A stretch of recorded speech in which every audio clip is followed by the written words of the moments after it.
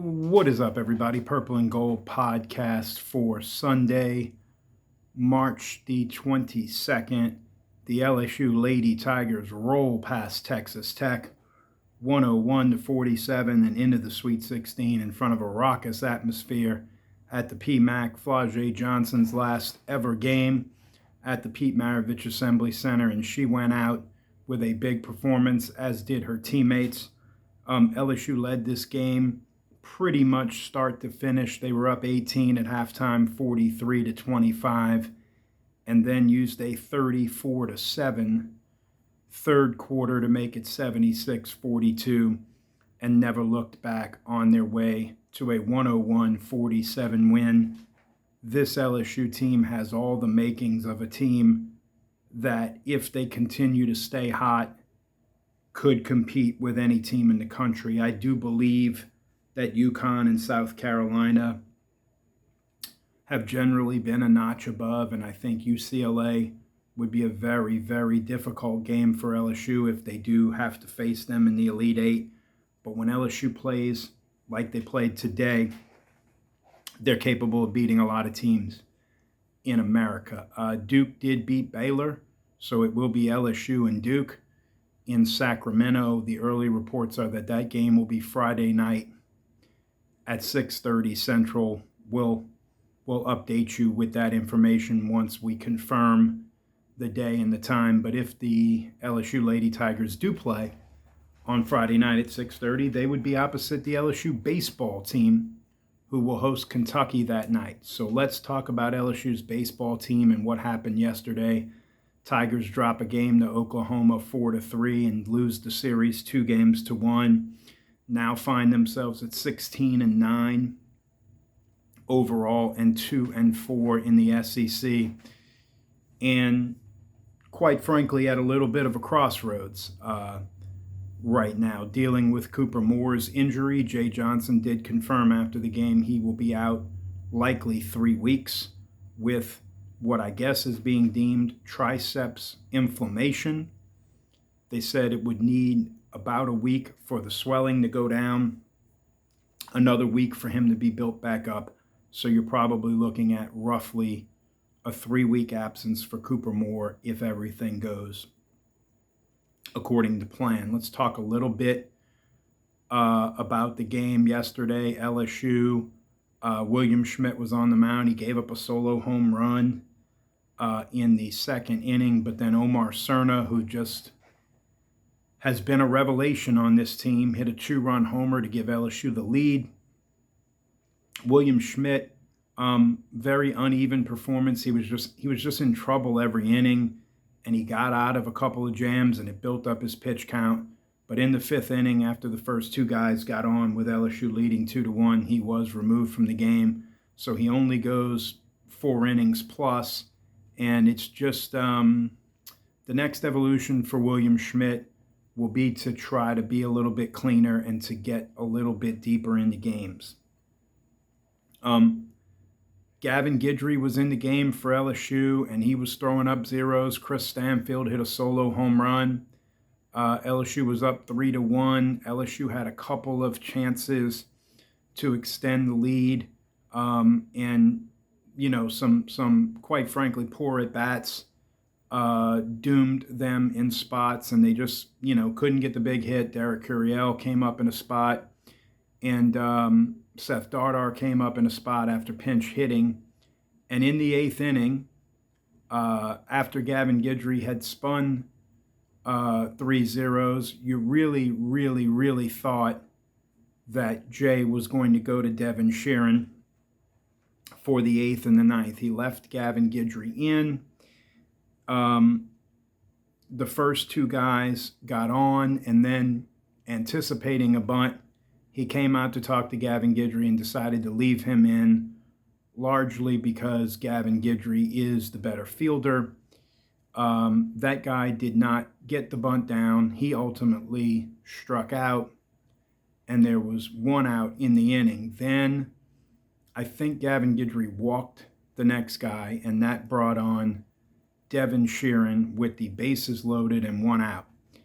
And Devin Sheeran got the ground ball he needed. It was a fairly tailor-made double play hit right to Jack Ruckert, who was in the game at second base as a defensive replacement. He muffed it, knocked it down, and then could not throw to first in time to get the base runner. That tied the game, still gave Oklahoma the bases loaded with one out, and they eventually scored another run on a sacrifice fly before Devin Sheeran ultimately got out of the inning. LSU did not threaten in the 8th or the 9th, and the series was lost. Let's talk about a few big picture things here. There's been a lot of tinkering, even though Jay doesn't like that word, with the lineup. There's been a lot of guys moved around and replaced, and Zach York sat out yesterday after the 0 for 4 with 4 strikeout game on Friday night. And I think in any sport, no matter what level it is, football, baseball, basketball, high school, college, professional, I think when you have a team that is struggling, this is sometimes when coaches tend to over-manage or over-coach. When Jay Johnson got here in 2022, the team that he took to the regionals in Hattiesburg when they ultimately lost, one of my takeaways from Jay's first season was that I thought he over-managed the game at times. What do I mean by that? Well, a lot of defensive replacements, a lot of maybe unnecessary mound visits, pitching changes. And then you saw the 23 team and you realize, no, he didn't overmanage the team. He didn't have the horses in 22. And so he was trying to do what he could do to affect the outcome and put kids in the best possible position to be successful. And you largely didn't see him overmanage a lot in 23, even in 24 when they started 3-12 in the SEC, and then got hot and got in. And certainly last year, they largely rolled out the same lineup every night, with the exception of Pearson versus Jake Brown, and Aaron Beatty would catch one game a week for Luis Hernandez. So the issue is, do they just not have the horses? Well, I think in some ways that is true. I also think that the basis of this team was going to be predicated on their returning players. And that would have been Curiel, Milam, Brown, Stanfield, Aaron Beatty. And then, of course, guys like Kason Evans, William Schmidt, Gavin Guidry. And other than Jake Brown and in some ways William Schmidt, they just haven't gotten it from the players who have returned. Milam, his numbers are down. Curiel, even though he was hitting .330 before yesterday, it's all out of whack. He's not doing what he did last year. He's pull happy. He strikes out way more than he should be. Based on what the high expectations were for him to potentially be a National Player of the Year, he has not lived up to that. Aaron Beatty started fast and looked like he was going to be the next big thing, and he's tailed off. Obviously, you know about Kason Evans and his struggles prior to the magnificent outing on Thursday night. And Gavin Guidry's been uneven, but they've used him a lot. So that's sort of, excusable. They've used him a lot and in a lot of different roles and in a lot of different ways. So where does LSU go from here with a 4-game week coming up, a home game against a pretty darn good Louisiana Tech team on Tuesday night, and then a home series against Kentucky? Well, Kentucky dropped 2 of 3 this weekend at Ole Miss. They're 4-2 in the league. As the games wrap up today, I believe I believe Texas, if they hold on and beat Auburn, will be the only 5-1 team in the league. There will be some 4-2 teams. the league is not going to run away from you. And LSU doesn't need to win the league to get into a regional or host a regional. You really need 17 wins, I think, to host a regional, 17 and 13 in the SEC. So what does that mean? Well, it means LSU's got to go 15 and 11 from here on out. Is that doable? Not with the way they're currently playing, not with the way they currently are performing. But I do think there's a big weekend in here, right? When they've had the offense, they haven't had the pitching. When they've had the pitching, they haven't had the offense.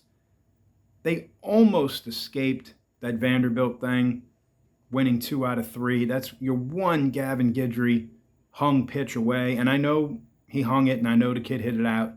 And then this game yesterday, Jack Ruckert fumbled this game, and they fumbled that play, and you lose the game there.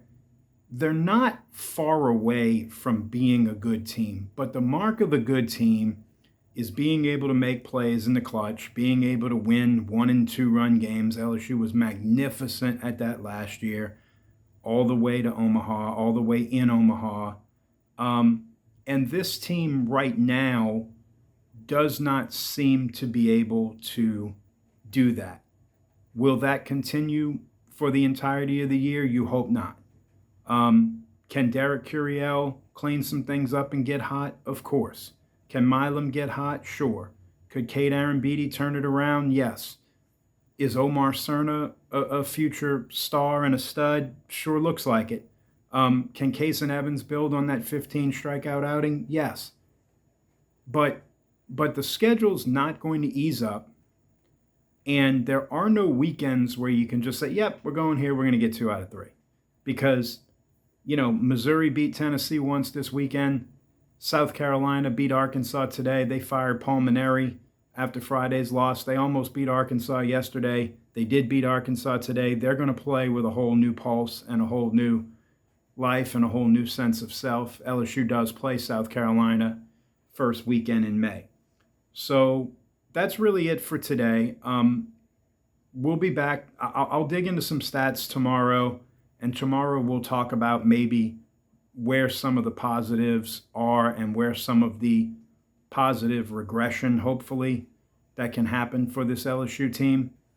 I think they need some leadership. I think they need somebody to stand up and recognize that they're all given a tremendous opportunity at the powerhouse, at the gold standard of college baseball, and hopefully they can get it turned around, and it'll start Tuesday night at Alex Box Stadium. We'll be back to talk about it. We'll be back to cover it.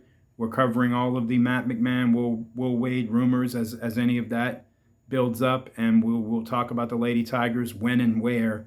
We know where, when, and what day they will play Duke. So as always, like, share, subscribe, comment below, follow me on X at RobG1124. Always be good to one another. And always, always, always, go Tigers.